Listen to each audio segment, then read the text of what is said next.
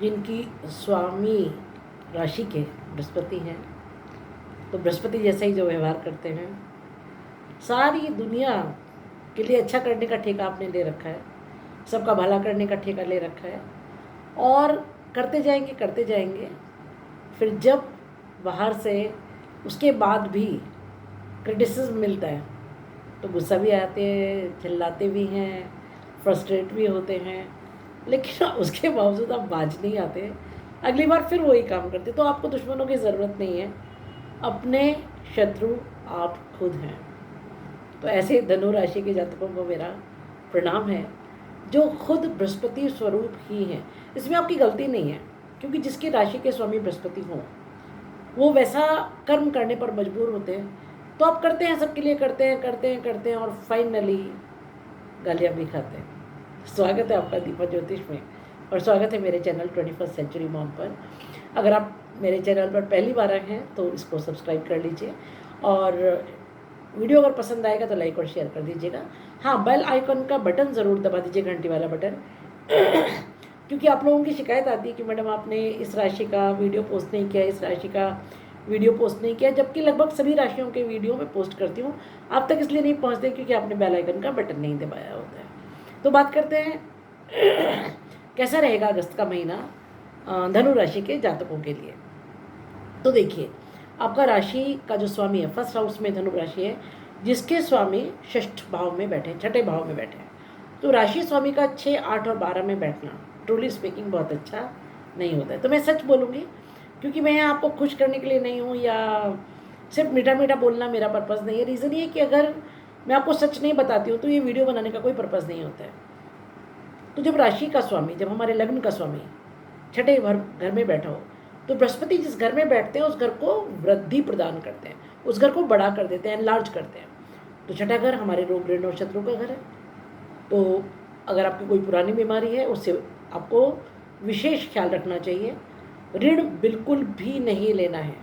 जहाँ तक शत्रुओं का सवाल है तो उसकी चिंता करने की ज़रूरत नहीं है, क्योंकि वहाँ मंगल बैठे हुए हैं और छठे घर में कोई भी क्रूर ग्रह प्रबल शत्रुहंता होता है, शत्रुओं का नाश करने वाला होता है, तो उससे आपको परेशान होने की ज़रूरत नहीं है। एक दूसरी पॉजिटिव बात यह है कि मंगल की अष्टम दृष्टि आपके फर्स्ट हाउस पर है, तो एनर्जी फुल रहेगी, वर्किंग खूब रहेगा, आप दौड़ते रहेंगे और सबसे अच्छी बात यह है कि आपका मूड अच्छा रहेगा, आपको डिप्रेशन नहीं होगा। प्रॉब्लम्स का समय है थोड़ा, ये मिला जुला ये महीना है, लेकिन उसके बावजूद मंगल की अष्टम दृष्टि अगर आपके फर्स्ट हाउस पर, फर्स्ट हाउस मतलब हम खुद, हमारा ब्रेन, हमारी बॉडी, हमारा हार्ट, हमारी फीलिंग्स, हमारे थॉट प्रोसेस, हमारी वर्किंग, सब कुछ, हमारा व्यक्तित्व, हमारा ऑरा, तो जब इस पर मंगल रहेगा, मंगल की अष्टम दृष्टि रहेगी, तो हम दौड़ते रहेंगे, काम स्पीड से करते रहेंगे, तो काम नहीं रुकेंगे। बात करें दूसरे घर की, तो दूसरे घर में मकर राशि है, जिसके स्वामी शनि है, जो कि तीसरे भाव में बैठे हैं।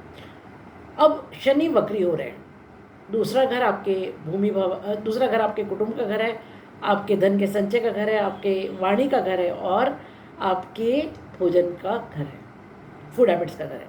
तो जब शनि वक्री होकर के, एक्चुअली दूसरे घर में नहीं आएंगे, कुंभ राशि में ही वक्री हो रहे हैं, लेकिन जब शनि वक्री होते हैं तो वो आपको पुनर्विचार करने पर मजबूर करते हैं कि भाई दूसरे घर के जो कारक थे, परिवार के साथ कुछ प्रॉब्लम्स हुई थी, क्या गलत किया था सोचो, धन संचय में कहाँ गलत इन्वेस्टमेंट किए सोचो, वाणी से किस किस को कड़वा बोला सोचो, खाने में क्या क्या गलतियाँ की थी सोचो, इनमें सुधार करो।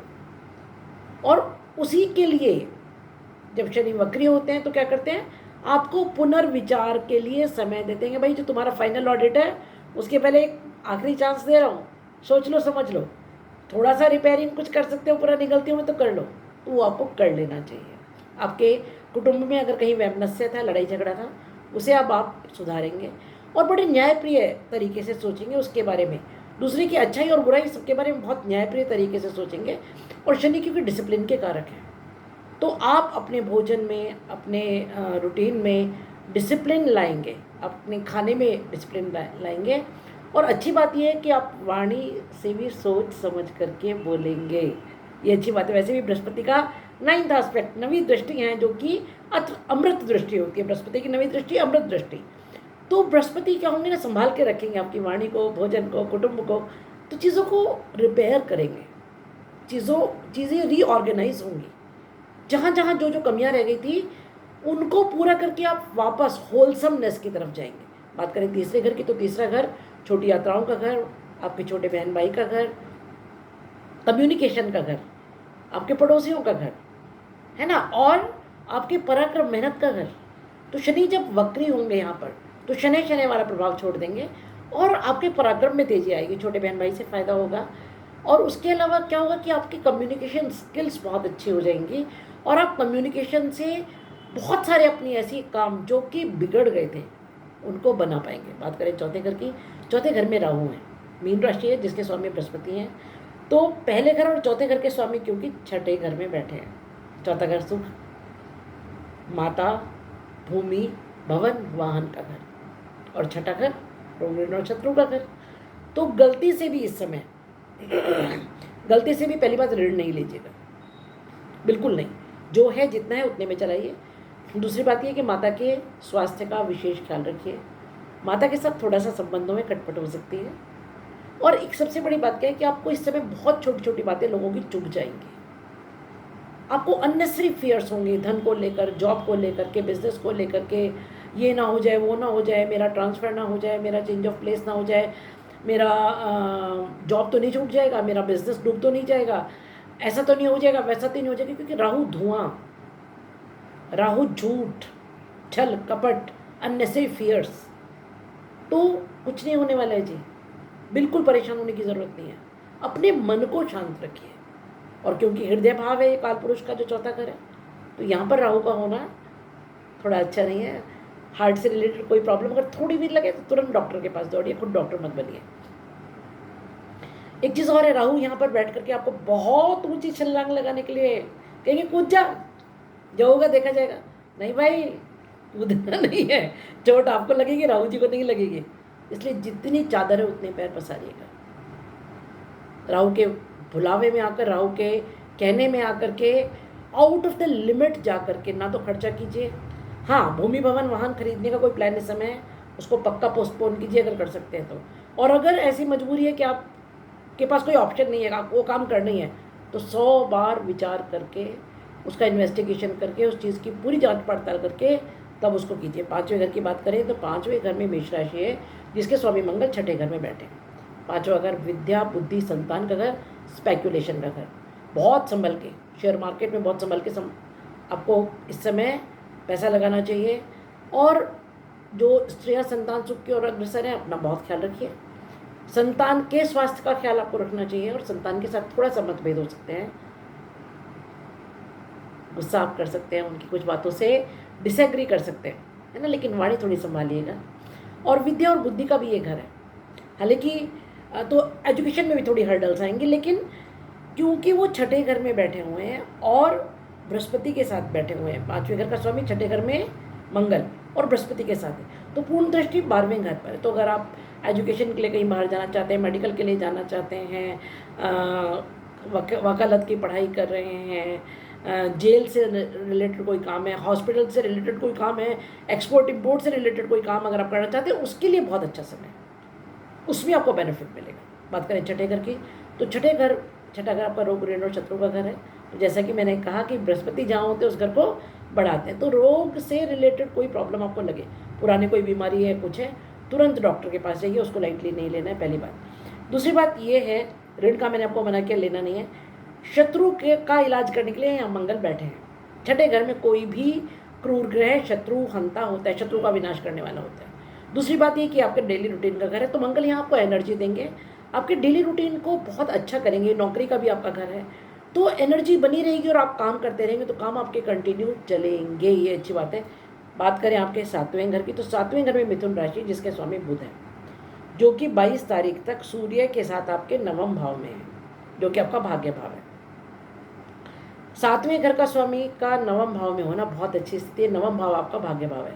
सातवां घर आपके लाइफ पार्टनर, बिजनेस पार्टनर और बिजनेस का घर है, तो आपके लाइफ पार्टनर से आपको फ़ायदा होगा, बिजनेस पार्टनर से फ़ायदा होगा और बिजनेस से भी फ़ायदा होगा, ठीक है। यहाँ पर वो वैसे भी बुध जो है वो सूर्य के साथ है, बुध यानी राजकुमार, सूर्य यानी राजा, तो राजकुमार जब राजा की गोद में होगा उससे बढ़िया स्थिति कहाँ है। तो दोनों मिलकर के घोड़े को दौड़ाएंगे, आपकी प्रोग्रेस के घोड़े को, और भाग्य इस समय साथ देगा। आपका लाइफ पार्टनर इस समय गुरु जैसा होगा, पिता जैसा होगा, क्योंकि नौवां घर गुरु और पिता का घर है। तो उनकी बात मानिएगा, बहुत ज़्यादा अपनी बात ऊंची रखने की ज़रूरत नहीं है। बात करें 8वें घर की, तो 8वें घर में सूर्य है, 15 तारीख तक है। 8वें घर में कर्क राशि है, चंद्रमा जिसके स्वामी है। चंद्रमा को सूर्य एनर्जी देते हैं। 8वां घर पाताल लोक है, तो पाताल यानी अंधेरा। वहाँ जब सूर्य आएगा तो एक पॉजिटिव चीज़ ये है कि उसे प्रकाशित करता है।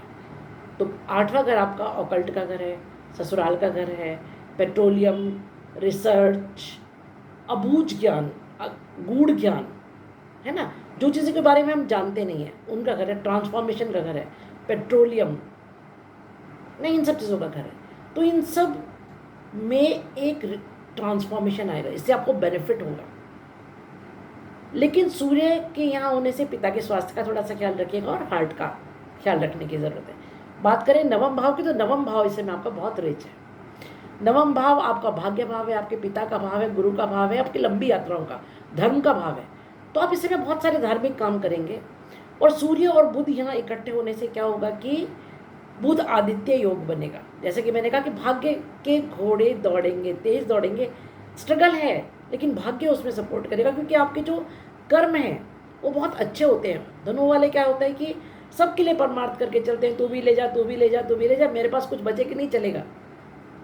तो देखिए, जो आपका दिया हुआ है वो ही लौट के आता है ऐसे समय में, वही आपको बचाएगा इस समय। तो आपके जो पूर्व कर्म हैं, पूर्व जन्म के, इस जन्म के, वो इस टफ टाइम में आपको बचाव देने के लिए, आपको अम्ब्रेला बन के आपके सर पर वो आएंगे।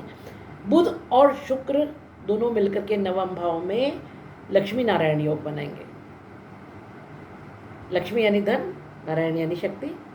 तो भाग्य से धन और शक्ति दोनों आएंगे। तो जैसा कि मैंने कहा कि ये एक अच्छा एस्पेक्ट है, अच्छी चीज़ है। ये एक भाग्य इस समय जो साथ देगा, तो स्ट्रगल के पीरियड में ये आपको आराम से तार के ले जाएगा। बात करें दशम भाव की, दशम भाव का कर्म भाव है, इसमें केतु बैठे हुए हैं और राहु की 7th दृष्टि है यहाँ, और शुक्र 25 तारीख के बाद आ जाएंगे। तो कर्म में स्पीड आएगी, थोड़ा सा मनुचाट भी होगा कर्म स्थान पर, लेकिन बनाए रखिएगा। दूसरी बात, राहु की क्योंकि 7th दृष्टि है, तो राहु कहेगा ये भी कर ले नया काम, ये भी कर ले नया काम, इधर भी कूद जा, उधर भी कूद जा, नहीं जी कूदना नहीं, इधर उधर जहाँ है वहीं रहिए। इस समय job change, business change no, strictly no. Continue कीजिए अपने पुराने काम को, उसमें थोड़ा अगर मंदी आती है तो भी और तेज़ी आती है जो, तो भी उसको ही चलाते जाइए। बात करें आपके अच्छा 25 तारीख के बाद शुक्र है, तो राज्य से लाभ, सीनियर से लाभ, बॉस से लाभ, ये आपको मिलेगा। बात करें आपके 11वें घर की, तो 11वें घर में तुला राशि जिसके स्वामी शुक्र हैं, और जब ये इच्छा पूर्ति का भी घर है, लाभ का भी घर है, जब इच्छा पूर्ति और लाभ का स्वामी भाग्य में बैठा हो, भाग्य के भाव में, नवम भाव में, इसका मतलब आपका इच्छा पूर्ति और लाभ भाग्य से होगा। तो भाग्य का सपोर्ट तो मिलेगा, इसमें कोई शक नहीं है, 100% मिलेगा। लेकिन ये समय रिस्क लेने का नहीं है, ये समय जॉब चेंज करने का नहीं है, बिजनेस चेंज करने का नहीं है, ऋण लेने का नहीं है, उसमें थोड़ा सा आपको संभल करके रहना है। बात करें 12वें भाव की, तो 12वें घर में वृश्चिक राशि जिसके स्वामी मंगल 6ठे भाव में बैठकर पूर्ण दृष्टि से, सप्तम दृष्टि से आपके 12वें भाव को देख रहे हैं। बृहस्पति भी 12वें भाव को देख रहे हैं, राहु की 9वीं दृष्टि यहाँ पर है और शनि की 10वीं दृष्टि है। तो 12वें भाव पर इस समय जमावड़ा है दृष्टियों का, जो कि आपको विदेश से लाभ, एक्सपोर्ट इंपोर्ट में लाभ, हॉस्पिटल से रिलेटेड चीज़ों में लाभ, जेल से रिलेटेड चीज़ों में लाभ, और एक ऐसा बाहरी सर्कल जिससे आप डायरेक्टली रिलेटेड नहीं है, उससे आपको लाभ इस समय होगा। तो ये मेरी प्रेडिक्शंस इस महीने के लिए। कुछ रेमेडीज़ मैं आपको बताती हूँ जो आपको ज़रूर करनी चाहिए। शनि क्योंकि वक्री है, तो हनुमान चालीसा या सुंदरकांड कीजिए। राहु चौथे घर में बैठ करके आपको अननेसेसरी परेशान करते रहेंगे, आपको अननेसेसरी फियर्स, छोटी छोटी बातें दिल पे लग जाना, उसको लेकर के आप बैठे रहेंगे, आप हर्ट फील करेंगे, मतलब ऊपर वाले दिल पर भी और अंदर वाले दिल पर भी। तो उसके लिए दुर्गा पूजा किसी भी रूप में कीजिए, वो आपको उन सब फियर्स से बचाएगी, रक्षा करेगी। और तीसरी चीज़ जो आपको करनी चाहिए वो है क्योंकि सूर्य 15 तारीख तक आपके पाताल भाव में या अष्टम भाव में है, तो सूर्य पूजा कीजिए। आप कहेंगे इतनी सारी चीज़ें बता दी मैडम, तो ये तो आपको करना चाहिए। और क्योंकि जो धनु राशि वाले हैं उनकी राशि के स्वामी क्योंकि बृहस्पति हैं, तो अपने राशि के स्वामी को मजबूत करने के लिए केले के पेड़ को जल तो आपको आजीवन देना चाहिए। ये चीज़ें अगर आपको आप करते हैं तो डेफिनेटली आपको फ़ायदा होगा। और जो रिजल्ट्स हैं जो ऑलरेडी आने वाले हैं उनमें हम काफ़ी हद तक एक बदलाव ला सकते हैं। ये है मेरी प्रेडिक्शंस इस महीने के लिए। शुभम भवतु कल्याणम भवतु।